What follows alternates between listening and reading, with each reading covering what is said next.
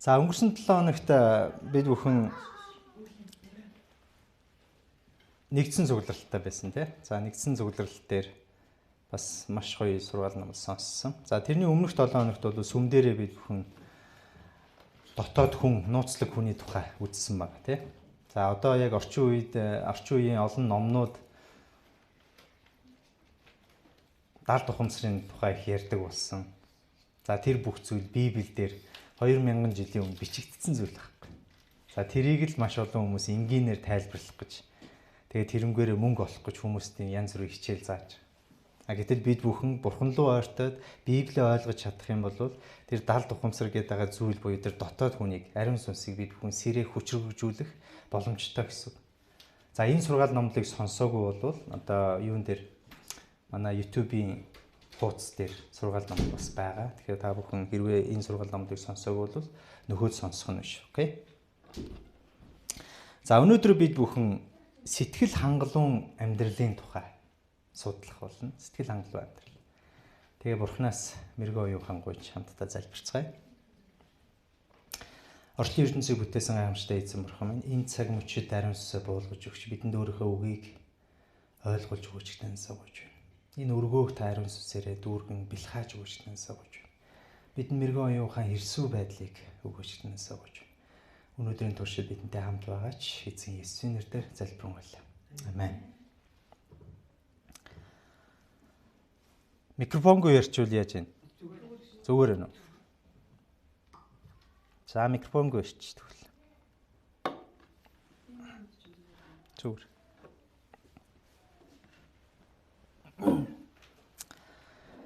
За сэтгэл хангалуун амьдралын тухай хэдүүлээ өнөөдөр судлах болно.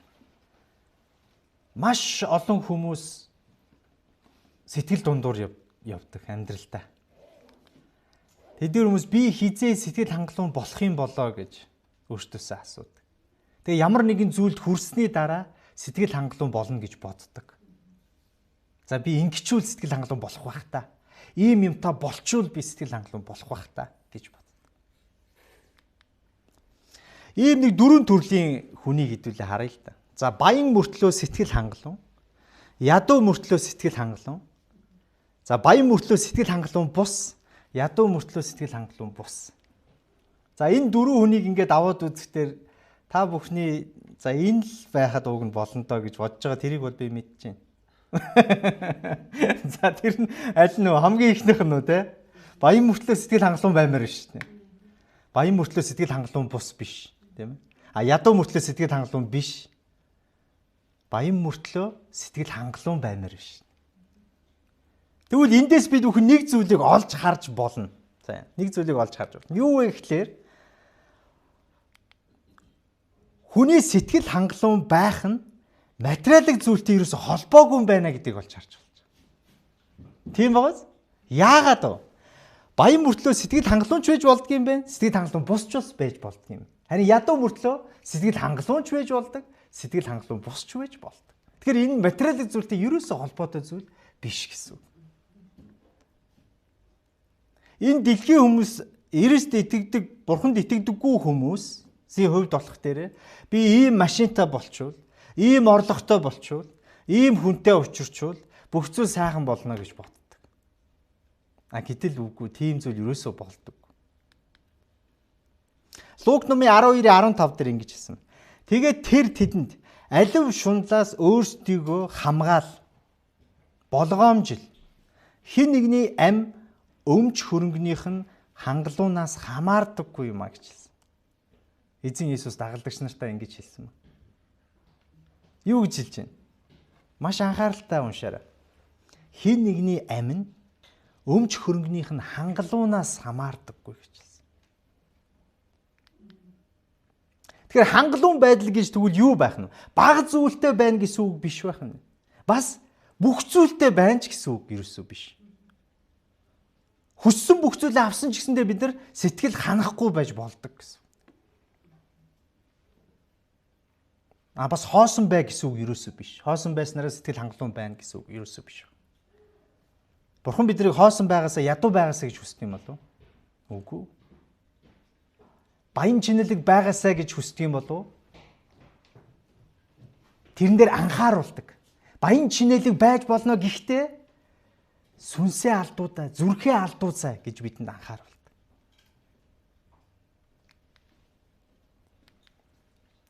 Харин хүн хизээ хангалуун болдог вэ гэхээр Бурхан тэр хүнд хангалттай гэдгийг ойлгох үед зүрх сэтгэлдээ хангалуун болдог гэсэн.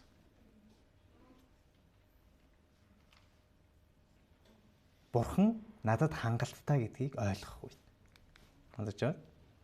1-р Тимот номын 6-аас 8 дээр харин итгэл, сүсэг ба сэтгэл хангалуун байдал нь хамтдаа агуу ашиг мөн гэж хэлсэн.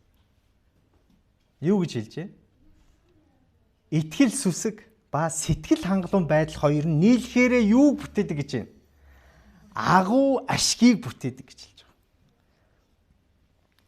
Тэгвэл энэ дэлхийн агуу ашиг нь юу юм бол? Илүү их зүйлтэй байх юм бол тэрийг юу гэж хэлдэг вэ? Агуу ашиг гэж хэлдэг. Аз жаргал гэж хэлдэг. Би сэтгэл ханана гэж хэлдэг. Тэгвэл үнэхээр хүмүүс бүх зүйлтэй болоод сэтгэл ханж чаддсан болов? Аз жаргалаа олж авч чаддсан болов? Харин Библиэд шал өөр зүйлийг бид нарт зааж өгч байна. Тэрний юу гэхээр Бурхан нэмхийн хангалуун зүрх сэтгэл хоёр нийлэхээр тэр жинхэнэ баялагийг бий болгодог. Бурхан байх нь вэ? Бидний зүрх сэтгэл. Тэгээ өөр юу байх нь вэ? Сэтгэл хангалуун байдал гэж хэлж байна. Тэгээ энэ хоёр нийлэхээр жинхэнэ баялагийг бий болгодог гэж үзсэн. Эфес номын 4:28 дээр харин ч гачигдaltaй хүнд хуваалцах юмтай байхын тулд өөрийн гараар сайныг үлдэн хөдөлмөрлөж зүтг. Бурхан биднийг ядуу тарчигхан байгаасаа гэж юусоо хүсдэггүй. Баян тансаг чинэлэг байгаасаа ч гэж хүсдэггүй. Харин ямар байгаасаа гэж хүсдэг вэ гэхээр зүрх сэтгэлдээ Бурхантай хамт байгаасаа гэж хүсдэг.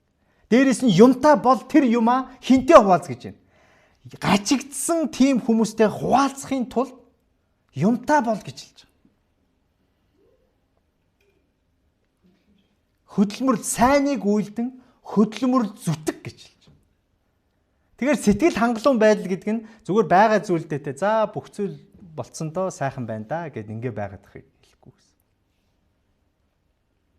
Тэр нь яаж вэ? Та ингээд за би ч болцсондоо миний амьдрал болцсондоо одоо надад би ч нэг бусадтай бас хуваалцаад ах шаардлагагүй дээ гэж үзэж байгаа. Өөртөө ингэ сэтгэл ханчиж байгаа. Тийм ээ. Тэгэхээр сэтгэл ханах хангалуун байх гэдэг хоёр өөр ойлголт гэсэн үг. Болж байна. Тэгэхээр сэтгэл юусоо ханж болохгүй. Бурхан биднийг өсөж дивжээсэ, хангалуун болоосоо гэж хүсдэг. Харин баян тансаг зүйлд зүрхээ алдуузай, тийм ээ? Өөрийнхөө сүнсийг алдуузай гэж анхааруулж сануулдаг гэсэн. Тэгэхээр бид нар яаж вэ? Хөдөлмөрлөж сайн сайхныг үйлдэх хэрэгтэй гэж хэлж байна. Яахын тулд? Бусадтай хуваалцахын тулд. Тэрнээс чи зөвхөн өөрийнхөө амьдралын сайн сайхны төлөө биш.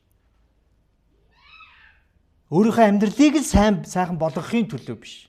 Бусадтай хуваалцахын тулд бид бүхэн илүү их хөдөлмөрлөж зүтгэх хэрэгтэй гэж хэлж байна. Тэгвэл шинжлэх ухаанд сэтгэл хангалуун байдлын тухай юу гэж дурдъя хэдүүлээ харъя л да.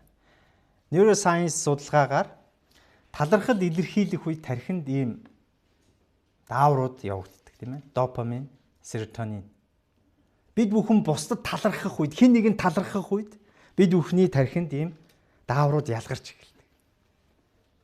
Та хэд бусдад яадаг вэ? Талархлаа илэрхийлэхэд ингээ нэх гоё мэдрэмж авдаг гэсэн. Тэр гоё мэдрэгдэж байгаа зүйл чинь энэ дааврууд ялгарч байгаа ойлголт. Серотонин, допамин хоёр зэрэг ялгарч байгаа. Тийм ээ. Аз жаргалыг мэдэрдэг, урам зориг мэдэрдэг, сэтгэл ханамжийг мэдэрдэг гэсэн. Серотонин ялгархаа яадаг вэ? Тайван байдлыг бид бүхэн мэдэрдэг. Тэгэхээр сэтгэл санааны тогтвортой байдлыг бас мэдэрдэг гэсэн. Бусдад талархах үед, бусдад туслах үед бидний аз жаргалын 4 гормон зэрэг ялгардаг гэж. Амттай зүйл идэхэд бол нэг л допамин л ялгарч байгаа. Тэ? Гэтэл бусдад туслах үед аз жаргалын дөрвөн гормон зэрэг ялгардаг. 25 оны судалгаанд сэтгэл хангалуун мөн талархлаа илэрхийлэх нь кортизол буюу стрессийн дааврыг бууруулдаг гэж хэлж байна. Юу гэж хэлж байна? Сэтгэл хангалуун байх, тэгээ бусдад талархлаа илэрхийлэхэд бидний стрессийн левел буурдаг гэж хэлж байна. Тэгээ түгшүүрийг багасгадаг, сэтгэл гутралыг яасан байна? Бас багасгадаг. Тийм талархаж мэддэггүй хүмүүсийг та хэд мэднэ те? Та хэд эргэн тойронд бас байгаа л энэ стен хүнд нэг баярлалаа гэж хэлж чаддаггүй хүн шүү. Тэгээ заримдаа бид нар өөрсдөө бас тийм байдаг. Бид нар бурхан хүртэл талархахаа мартцсан байдаг. Тэр талархлын өмнө юу яваад байдаг вэ гэхээр гомдлох сэтгэл яваад байдаг тийм. Энэ ингэсэнгүү, тэр нь тэгсэнгүү. Та хэд эргэн тойронд бас тийм хүмүүс байгаа. Дандаа гомдлж байдаг. Гадаа нар гаргууд ямар халуун юм бэ гэл. Хүүтэн болгож ямар хүүтэн юм бэ. Гүлгийг юу хүсээд байгаа. Бороо оргууд ааста муухай бороо орж ийн гэдэг тийм. Яг ижилхэн зүйл болж яхад тэнд хоёр өөр хүн хоёр өөр сэтгэл хэлдэг баг. Зарим хүн яаж ямар гоё бороо орж ийнэ хөө ямар гоё өдөр вэ гэж. Сая ойрын өдрүүдэд одоо дулаахан болоод гадаа гарангууд те амар гоё нар шарж байгаа те аюу гоё мэдрэмжийг авч байгаа гэдэг. Яг л бурхан биднэрт өөрийн хайр инэрлээ тэгж үзүүлдэг. Нар шиг. Нараар дамжуулж.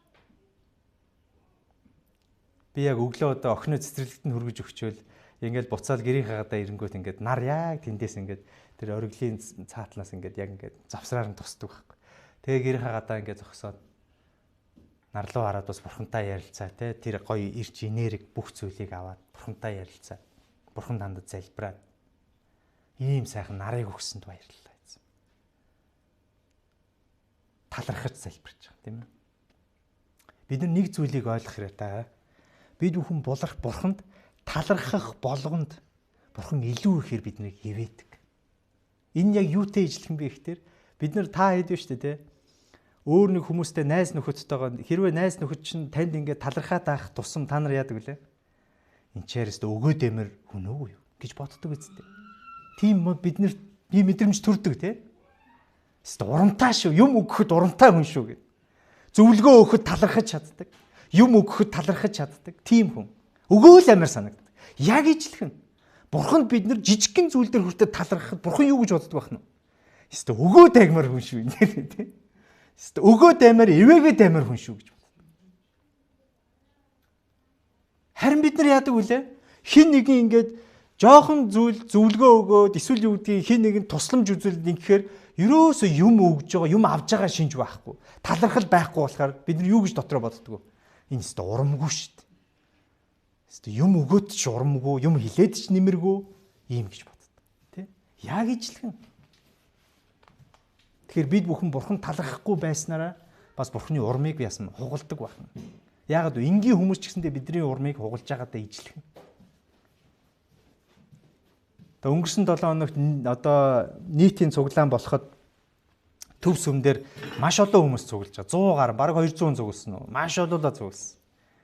Тэгсэн чинь 3 4 хүн ирж надад бас талархсан байхгүй. Фүү ямар гоё мэдрэмж авсан гэж бодож байна. Тэгээ би зөрүүлээд хэлж байгаа. Бурханд талархъя, ариун сүнсэнд талархъя. Ямар гайхалтай юм бэ? Нэгдүгээр та өөрөө бусдад ингэж талархаж чадчихна гэдэг чинь Бурхан таны дотор оршиж байна гэсэн. Тэр хүнд сонголт байгаа шүү дээ, тийм ээ. Бидэрт үргэлж сонголт байдаг. За би энэ хүнд очиж баярлалаа гэж хэлэх үү яах вэ? Талархснаа илэрхийлэх үү яах вэ? Дотроос нэг юм хатгаад байдаг. Ариун сүнс болохоор яваач ээ, босооч ээ, хэлээч ээ гэдэг. Нөгөө талын юм. За яах юм бэ, яах юм? Инг чин, тэг чин, ингээ бод чин, дэгээ бод чин гэдэг. Маш олон шалтгаалдаг. Харин бидний дотор байгаа тэр ариун сүнс яаж вэ? Бусдад талархлыг өгөхийг хүсдэг. Тэгх тусмаа бид нар яах нь ивээгддэг баг. Ойлгож байна? Тэр тусмаа Бурханаас бид бүхэн ивэлийг авдаг. Тэгээд тэр хүмүүс юу гэж хэлсэн бэ гэхээр таны ингээд YouTube дээр тавьж байгаа сургаал номлуудыг гэртээ ингээд сонсож байгаа шүү. Тэ? Тэгээд тэр нэг сургаал номлоос би маш их ивэлийг авсан, маш их олон зүйлийг ойлгож авсан. Тэгээ би тэрийг сонсгоод яаж бурхан ажиллаа хийж ин да. Одоо би ингээд бүр улам бүр тавьмаар санагдаж байна. Улам бүр өгмөр санагдаж байгаа. Тэ? Яг үнтэй ижилхэн. Тэгэхээр бид нар бурханд байга өгсөн зүйлд нь талархах тусам бурхан яаж ин улам илүүхээр ивэхийг хүсдэг гэсэн. Гим нүгэлтэй бид нар тийм байхад гим нүгэлгүй ариун нэгэн түүнээс илүү байна гэсэн. За behavioral science буюу зан үйлийн шинжлэх ухааны судалгаагаар мөн бусдад талархлаа илэрхийлдэг хүн бол бусдадаа бага өөрийгөө харьцуулдаг гэж. Тэгээ материалын зүйлийг бага хүсдэг. Тэгээ илүү сэтгэл хангалуун байдаг гэж. За сүүлийн үеийн одоо хувийн хөгжлийн номнуудыг унших юм бол бүгдээрээ ийм зүйлийг зааж байгаа. Бусдадаа өөрийгөө битгий харьцуул, тэ? Сэтгэл хангалуун бай. Гэтэл энэ бүх зүйлийг чинь аль 2000 жилийн өмнө бурхан Библиэл дээрээ заагаад сургацсан баг, хилцсэн баг. Одоо гудамд бид бүхэн гараад уулзах юм бол хүмүүстэй за би шинэ машинтай болчвол машинаа ингээ сайжруулчвал эсвэл шинэ байртай болчвол эсвэл нэг амжилт гаргачвал би яг аз жаргалтай болох гээд байна гэж бодсон. Гэтэл үгүй. Болсныхаа дараа тэр чинь нэг 2-3 хоног за нэг 2-7 хоног тэгэл яг уу энгийн болчихно. Тэр чинь зүгээр хоромхон зүрийн гормонд ялгарч байгаа байхгүй да. Харин бурхан бид бүхний зүрх сэтгэлд оршоод эхлэхдээ тэр дуустдаггүй гэсэн үг. Ойлгож байгаа? Шавгагддаггүй. Харин бид бүхэнд ирж байгаа тэр допамин, серотонин гэдэг дааврууд яаж чинь ороолгаараа авчдаг. Төрхөн зур их. Харин ариун сүнс бидний зүрх сэтгэлд оршоод амьдраад эхлэх үед энэ хязгааргүйгээр оршдог гэсэн. Дуусахгүй. За та бүхэн дасгал хийгээд нөгөө treadmill дээр гүйж үзчихсэн үү? Гүйлтийн зам гүйж үзчихсэн үү? За болроогийн хүүхэд нь үгүй гүйж байгаагүй гэнэ. За чи том болоод гүйж үзнэ заяа. Тэгээд чи агаагийнхаа ярьж байгааг бас ойлгоно гэсэн. За treadmill дээр ядгүй ингээ гүйхлээр бид бүхэн ингээ хурдан юун дээр нь тавьчвал ингээ зогсоож чаддаггүй, тий? Бууж чаддаггүй тэрнээсээ. Ингээ бүр гүүгээл тэгээ бүр ядартлаг үүдэг. Зарим бүр ингээ бүр зүрхэн зогсоод тэгээ ундаг. Тэгээ нөгөө treadmill дээр юм өөрийгөө зогсоодог юм stop гэдэг юу байдаг байхгүй юм зүүчдэг тий уяатай. Тэгээ хэрвээ унлаа бол тэр нь ингээ мултрахаараа яадгүй автоматар зогсдог. Хамгаалт гэсэн үг тий. Тэгээд англи хэл дээр нэг ийм ойлголт байдаг байхгүй. Hedonic treadmill буюу хит ачааллын гүйлтийн зам гэж байдаг. Энэ нь болох тэр бусдад талархдаггүй байгаа зүйлдээ сэтгэл хангалуун байдаггүй үргэлжил ингээд их зүйлийг хүсээд байдаг хүнийг ингэж зөөрлүүлж хийлдэг. Яаж энэ treadmill дээр ингээд дуусахгүй. Тэр treadmill ингээд өөрөө зогсохгүй бол зогсохгүй шүү дээ. Гүүгээл энэ тий. Одоо би ийм тоолчвол одоо би ийм тоолчвол одоо би ийм имийг авчвал гэд ийм юмд хүрчүүл гэд ингээд гүүгээл зогсохгүй. Өнгөрсөн 7 хоногт би маш их ачаалттай байсан. Маш олон төслүүд дээр програм дээр ажиллаж байна. Тэгээ яг тэр үед ариун сүнс надад юуг сануулсан бэ гэхээр за боги ингэж их ачаалттай ажиллаж байгаад бурхнаас холдчихуу за. Бид бүхэн завгүй байхаараа бас бурхнаас холддог. Ойлгож байна? Тэр ариун сүнс биднэр сануулдаг байхгүй. За одоо нэг жоохон зогсоогоод, амраад, залбираад, Библийг уншаад завсралгаатай. Хит их ажил бас бурхны хүсдэг зүйл ерөөсөө биш. Яагаад гэвэл тэгж явсараад бид бүхэн яадгүй. Бурхныг ажиллаараа сольчдөг байхгүй. Аюултай. Бурхан биднийг амжилттай байхыг хүсдэг, ажилтай байхыг хүсдэг. Гэхдээ болгоомжтой байхыг сануулдаг. Тийм учраас бид бүхэн өөрсөндөө анхаарал тавьж тийм ээ. Энэ hedonic treadmill гэдэг зүйл дээр бид бүхэн гарцсан гүйгээд байгаа юм биш үсттэй. Нэг зүйлийг авах гээд нэг зүйлд хүрэх гээд амралтгүй гүйгээд байгаа юм биш үстэйгээ өөрөөсөө асуух хэрэгтэй гэсэн. Гитэл номын 16 дээр нэгэн гайхалтай түүх байдаг. За та бүхний санаж байгаагаар бол за бурхан Израильчууд яадаг вүлээ? За Египтээс гараад Канаан нутаг руу бурханы амлсан Канаан нутаг руу явж байгаа, тийм ээ. За ингээд явж байгаад дөнгөж гараал гомдлоод эхэлдэг байхгүй Израильчууд. Мосе Аарон хоёрт юу гэж гомдлдог вэ? Ёо, өстө нэрээ Египтэд байхад ямар сайхан байсан гэж бодож байна. Орой болгон бид нар мах идээд ингээд өстө үнэхээр сайхан байсан. Гэтэл одоо энэ бид нар өлсөж үхлээ. Та хоёр биднийг алхаар яасан. Энэ цүлд авчираа юу гэж. Мосе 12 бол зүгээр зааварлагч шүү дээ, тийм ээ. Мосе 12 авчираагүй. Хэн авчирсан? Бурхан авчирсан биднийг.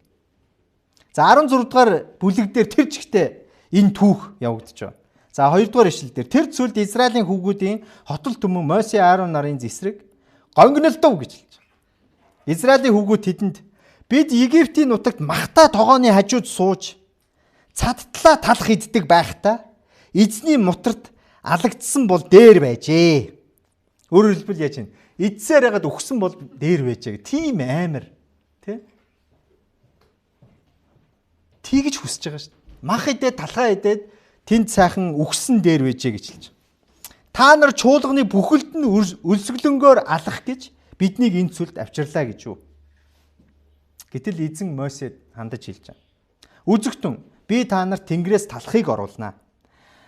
Ард түмэн гарч өдөр бүр хоногийнхоо хэрэгцээгээр цуглуулна.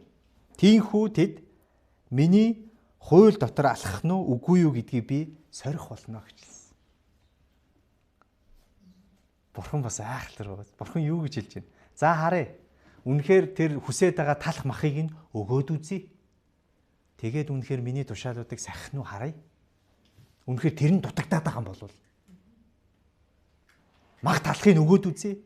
Гээд яадгүй оройн нь бүтэн шуунуудыг Бурхан явуулдаг. Махыг явуулж байгаа. Өглөө нь яадгүй талахыг буюу маанаг нь оруулж өгдөг. Тэгтээ нэг зүйлийг сануулдаг Бурхан. Юу гэдэг вэ? Зөвхөн өдрийнхөө хэрэгцээг авъя шүү гэд тэ. Илүү авах юм бол тэр нь яана гэж хэлсэн. Мууднаа гэж хэлдэг. Илүү авах юм бол тэр нь муудна. Ингээд зарим нь шунлаасаа болоод яадаг үлээ. Илүүг аваад маргааш нь ядгүй тэр нь муудцсан байдаг тий. Муудцсан байдаг. Гэхдээ нэгэн гайхалтай түүхийг бид бүхэн эндээс олж харна. Шабат өдрийн өмнө Бурхан юу гэж хэлдэг вэ? За одоо өмнө нь та хэд нэг өдрөөр цуглуулж ясан бол шабат өдрийн өмнө 2 өдрийнхийг цуглуулаа. Энэ нь муудахгүй гэж. Яагаад? Бурхан хэлсэн учраас. Өмнө тэд нар илүү авсан уу? Авсан. Муудсан уу? Муудсан. Харин шабат өдөр тэд нар яадаг вэ? Цуглуулад шабат өдрийнхөө хоолыг ч гэсэн авсан, тэр нь яасан? Муудаагүй. Бурхан амласан учраас. Тэгэхээр Бурхан бид бүхэнд энэ түүхээр дамжуулж юуг хэлдэг вэ гэхээр Израильчуудад бас ойлгуулсан зүйл нь өөрт нь найдахыг ойлгож байна. Өдөр тутам өөрт нь найдахыг энэгээр зааж өгч. Та хэд бодоод үз. Бүх зүйл чинь хангалуун байлаа гэж бодъё. Та бүр хэдэн 100 сая төгрөгтэй байлаа гэж бодъё. Энэ үед хүмүүс яадаг вэ гэхээр Бурханыг орхидог. Маш аюултай байдаг байна. Яагаад вэ? Зарим Бурхан надад хэрэггүй. Надад бүх зүйл байна. Одоо та хэд гудамд гараад баян тансаг хүмүүстэй уулзаад үзээрэй. Бүр хангалттай баян болцсон үнтэй. Тэр хүмүүс юу гэж хэлдэг вэ гэхээр Бурхантай Бурхангүй би сайхан л амьдарч штэ гэж хэлдэг. Бурхан надад хэрэггүй. Чи Бурхантай байгаад чи гоё сайхан байгаа нь хаана байгаа гэж асуудаг. Бурхан биднэрт энэ дэлхийн гоё сайхан зүйлийг хизээч амлаагүй. Харин ч биднэрт анхааруулж сануулсан. Энэ дэлхийн гоё сайханд зүрх сэтгэлээ алтуузаа гэж бидэнд анхааруулсан. Харин биднэрт юу амласан бэ гэхээр Бурхан амар тайван байдлыг амласан. Дээрээс нь мөнхийн амийг амласан. Тэгэхээр Бурханы амладаг зүйлүүд бол өөр. Филиппой номын 4:11 дээр Пол ингэж хэлж байна. Би үүнийг дутагдсны улмаас ярьж байгаа юм биш ээ. Учир нь би байгаадаа сэтгэл хангалуун байж сурсан юм гэж хэлж байна. Тэгэхээр сэтгэл хангалуун байна гэдэг зүйлийг бид бүхэн яадаг байх нь вэ? Суралцдаг байх нь биш үү? Цаанаасаа өгдөг зүйл юусоо биш. Суралцдаг гэсэн. Суралцах ёстой зүйл гэсэн үг байна. Бодоод үзтээ Пол тэнд зодуулсан, хавчигдсан, өвдсөн, зовсон, өлссөн. Ийм үед Пол юу гэж хэлсэн? Бурханд талархалтай хандж.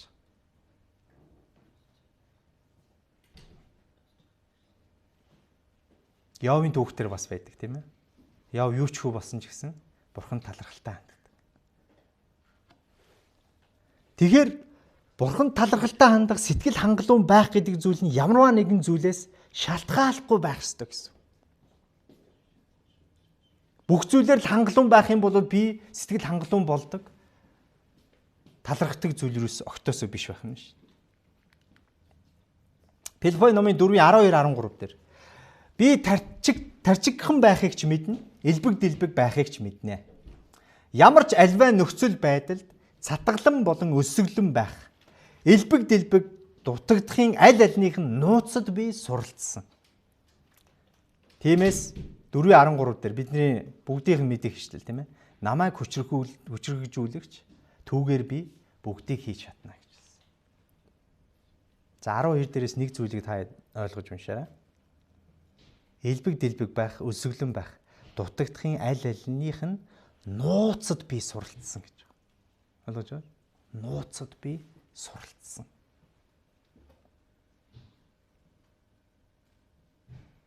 Тэгэхээр бид бүхэн энийг суралцах ёстой зүйл гэсэн үг байна. Өсөглөн байхдаа ч бид бүхэн талархаж болдог байна. Юучгүй байхдаа ч бид бүхэн талархаж болдог байна. Бид бүхний зүрх сэтгэл ариун сүнс байх үед тэр хангалуун байдлыг бид бүхэн мэдэрдэг.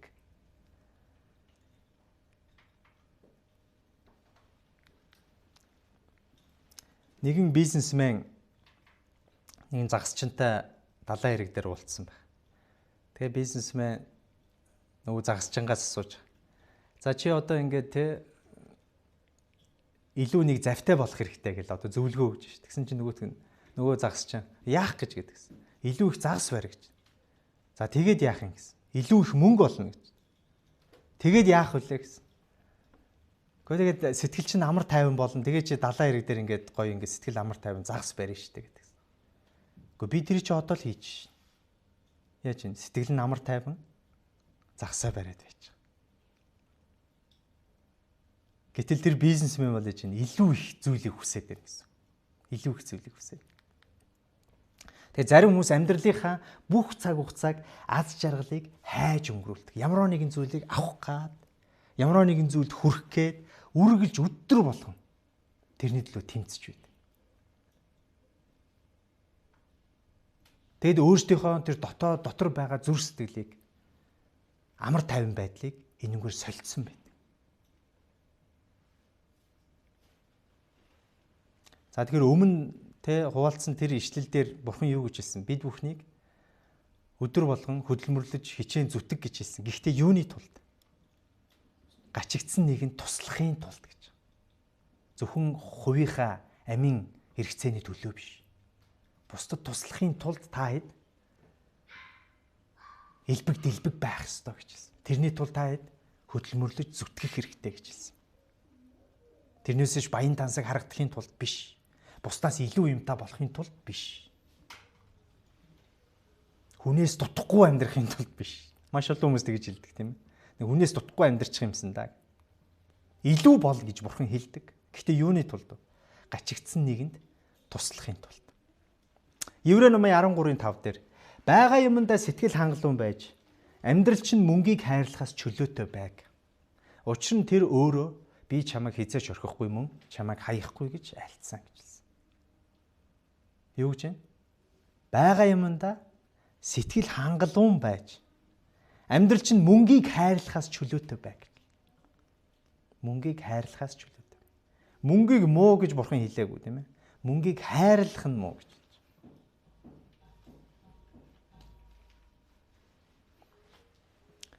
Тэгэхээр Пол бид бүхэнд энэ ишлэлүүдээр юу хэлээд байна вэ гэхээр сэтгэл хангалуун байна гэдгийг бид бүхэн суралцдаг зүйл юм.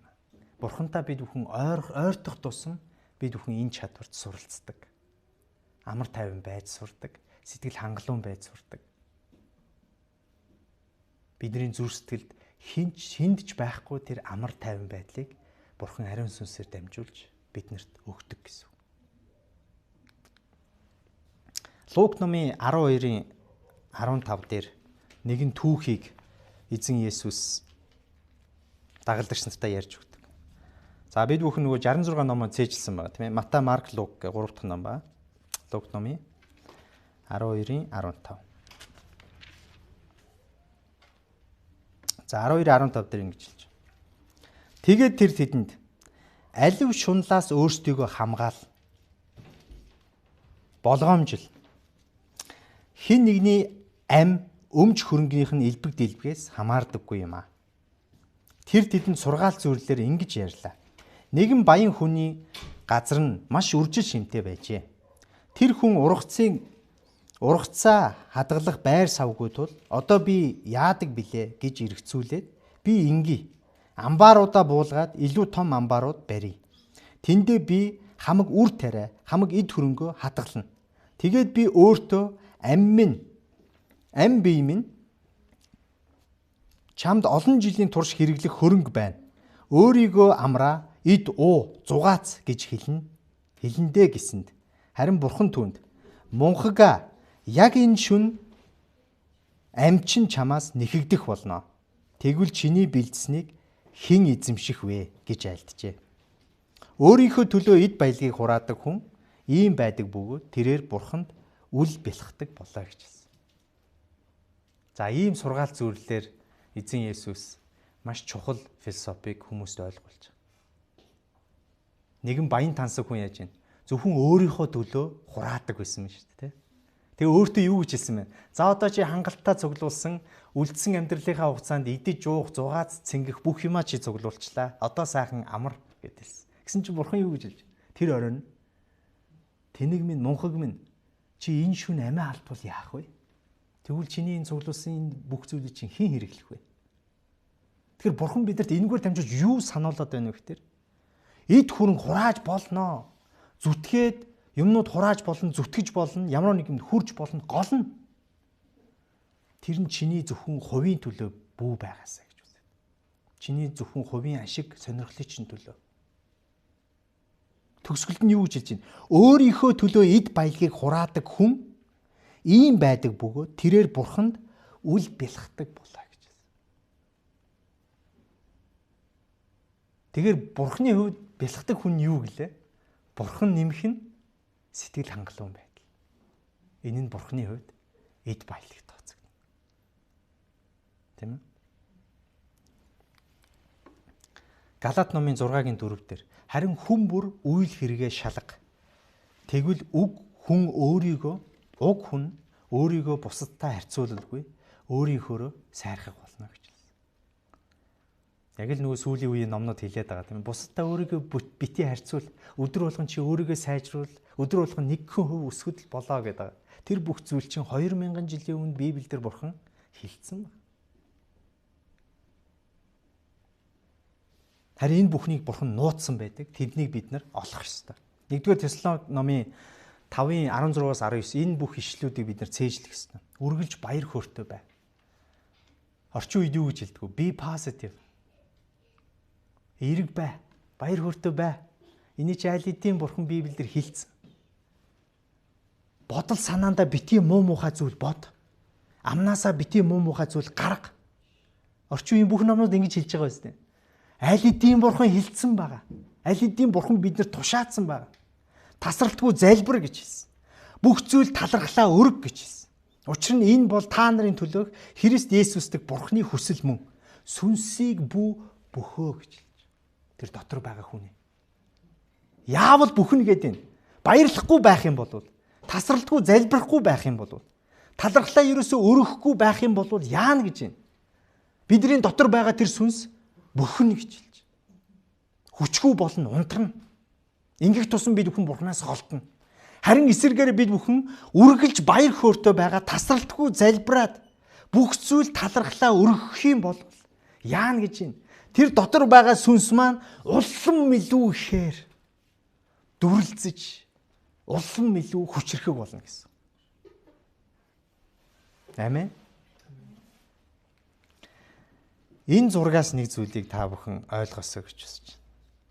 Энэ зургаас юуг ойлгож байна? За тэр дундлын зураасаар би өнгөрсөн болон ирээдүйг заагласан байна. За өнгөрсөндөө яаж юм гэж байна?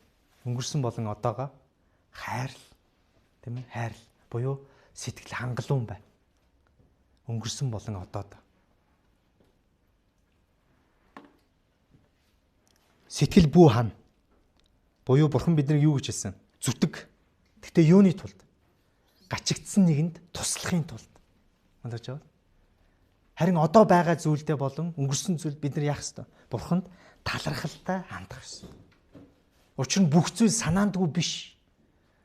Бүх зүйл Бурханы алдрын төлөө болсон байна. Санаандгүй зүйл гэж юусоо байхгүй, тийм ээ. Тийм учраас сэтгэл битгий хана, харин сэтгэл хангалуун бай. Одоо байгаа зүйл. Ингэх юм бол Бурхан биднийг улам илүүхээр ивэж, улам илүүхээр хамгаалтанд авч, улам илүү ихээр өөрийнхөө тэр ажлыг хийхин тулд биднийг чиглүүлэх болно. Ямар зам руу? Зөв зам руу. Зөв хүмүүстэй уулзруулах болно, уулзуулах болно, зөв ажил руу чиглүүлэх болно. Амен. Тэгэхээр хангалуун байдал гэдэг бол амьдрал бүх зүйлтэй байхыг хэлэхгүй. Харин Бурхан хангалттай гэдгийг ойлгох явдал гэсэн. Хамтдаа залбирцгаая.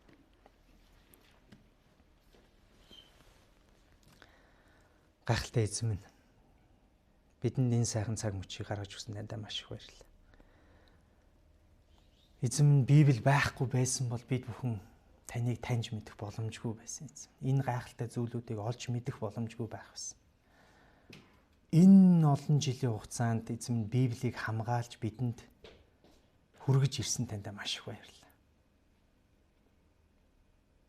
Эзэн, бид бүхэн таны гайхамшигтай үгсийг өдөр болгон судалж тань руу улам илүүхээр ойртохыг хүсэж байна эзэн.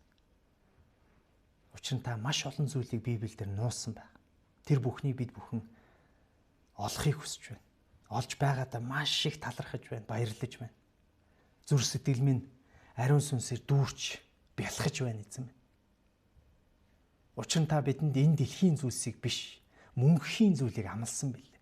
Яг үнтэй ижлэх нь та бидний зүр сэтгэлд орших үед тэр баяр хөөр дуустдаггүй эзэн, шавхагддаггүй билээ. Таны тэр амар тайван дуустдаггүй эзэн. Бид бүхэн бүх зүйл талархаж байна эзэн. Гайхамшигтайгаар бид бүхэнд ивэлээ буулгаж биднийг хайрлсан танд маш их баярлалаа. Бидний зүр сэтгэлийг амар тайван байлгаж байгаа танд маш их баярлалаа эзэн. Эзэн, тэгээд ахын дүүстэй минь хамт байгаараа биднийг залбирх үед та ариун сүнсээ буулгаж өгч бидэнтэй ярилцаж биднийг улам илүүхээр хүчрхэгжүүлж мэрэгэн оюуханд сургаж хэрсүү байлгаж өгч тань сууж. Энэ өдрийг бүхэлдэн таньдаа даатгая. Эзэн Есүсийн нэрээр залбирмаар. Амен.